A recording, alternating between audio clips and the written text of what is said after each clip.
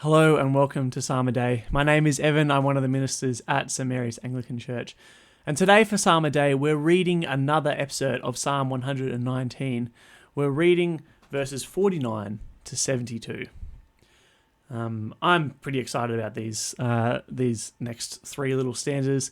And as we go through them, I hope you find them as wonderful and as challenging as I have. Okay, so please have your Bible open in front of you. We'll read them together and we'll do what we did yesterday and we'll follow a basic little Swedish method. At the end, I'll point out something that stuck out to me or struck me. I'll ask a question and then I'll talk about an application for my life from this excerpt. And I'll encourage you to do the same three things as well. What sticks out to you? Do you have a question? And how are you going to change the way you live, you think, you speak going forward? Okay, let's read together. Psalm 119 from verse 49. Remember your word to your servant, for you have given me hope. My comfort in my suffering is this: your promise preserves my life. The arrogant mock me without restraint, but I do not turn from your law. I remember your ancient laws, O Lord, and I find comfort in them. Indignation grips me because of the wicked, who have forsaken your law. Your decrees are the theme of my song wherever I lodge. In the night I remember your name, O Lord, and I will keep your law. This has been my practice. I obey your precepts. You are my portion, O Lord. I have promised to obey your words. I have sought your face with all my heart. Be gracious to me according to your promise. I have considered my ways and turned my steps to your statutes. I will hasten and not delay to obey your commands. Though the wicked bind me with ropes, I will not forget your law. At midnight, arise to give you thanks for your righteous laws. I am a friend to all who fear you, to all who follow your precepts. The earth is filled with your love, O Lord. Teach me your decrees. Do good to your servant, according to your word, O Lord. Teach me knowledge and good judgment, for I believe in your commands. Before I was afflicted, I went astray, but now I obey your word.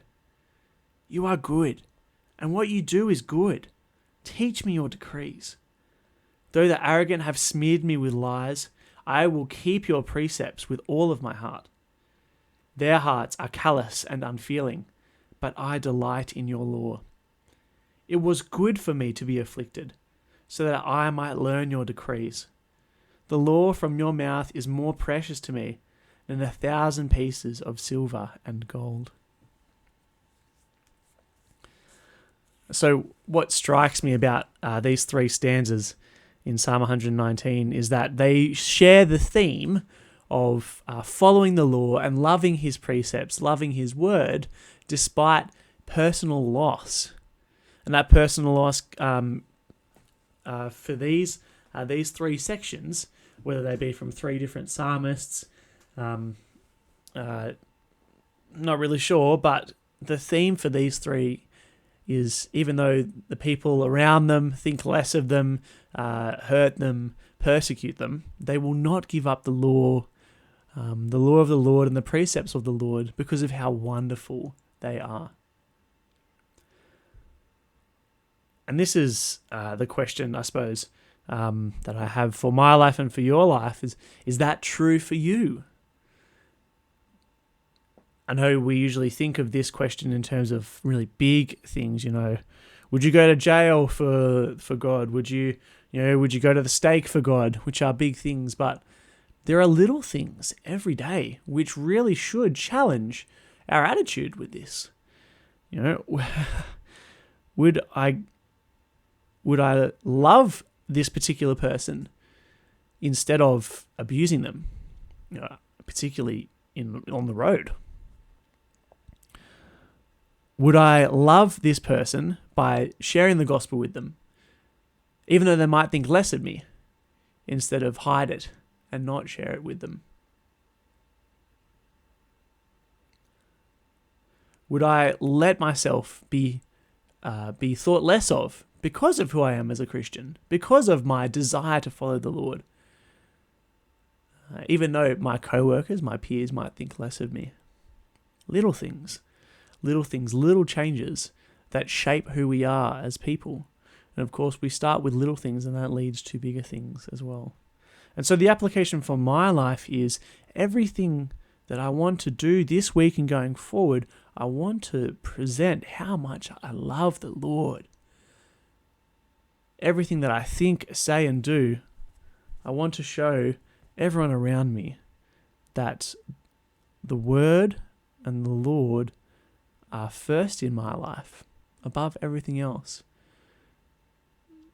Especially if that means they think less of me. Because I'm not serving them. I'm not serving their opinions. I'm serving God.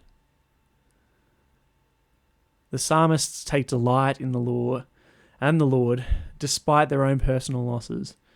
And in verse 72, the law from the mouth of the Lord is more precious to the psalmist than 1,000 pieces of silver and gold.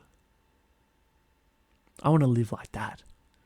I want to live like that the word is that precious to me, that every time I spend in it is riches given to my soul, is payday given to my life, and is savings put in my eternal bank account, if you like, knowing that that's being stored away from me.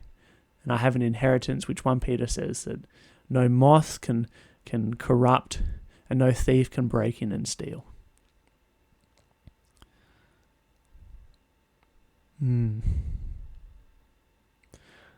Well, what stuck out to you? What question do you have? And what are you going to do this week in light of this wonderful part of the psalm? Grace and peace to you.